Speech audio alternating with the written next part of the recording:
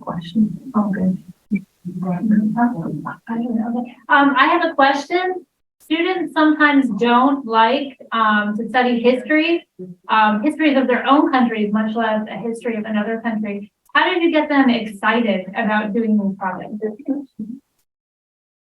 Well, one of the things that I mentioned to the students is because if this material, the fanzine, would be have a very positive result, like something very interesting and relevant, I would make it available at the school library for research.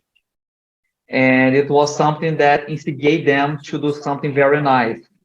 And I kept my promise. All these fanzines, all of them were made available in the school library. Okay, and because of that, they started doing like, okay, I have to do it. But with time, they start getting excited and they start being moved by the wish to do a good job. And by this wish to do a good job, they really started to be more interested in studying, because as these projects helped them in geography class and history class, they see the application on the other topics. So it helped them to be more interested in doing that.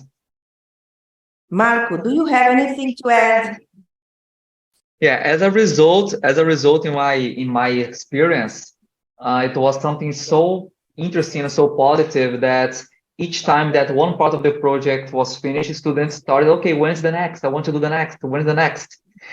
School year started from last year to this year. Teacher, we're going to have something this year because I want to do it. Like they were like this. So I think that was a very interesting development from the resistance to the wish to do it.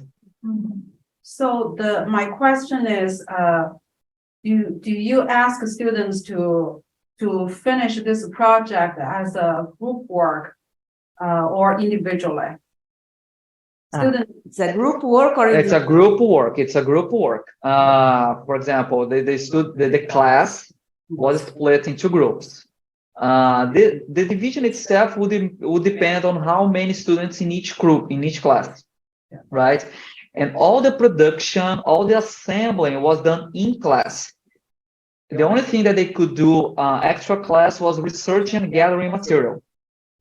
But the production itself, all of this was produced in class. It took several weeks to do. Very good. That's a good. I like these projects.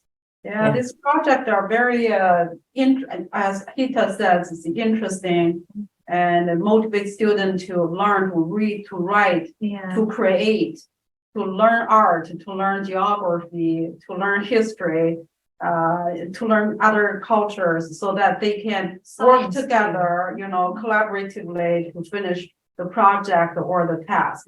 So Exactly. the whole process is definitely a learning process. Yeah. Exactly. And because also throughout the project, throughout the weeks, they started saying, oh, teacher, that's why in the United States, people speak like this. That's why in English, they have this expression, because they start learning through their research about history, their research about geography, their research about art and music and literature. So they could see these sentences, these uses of language, this pragmatism being there.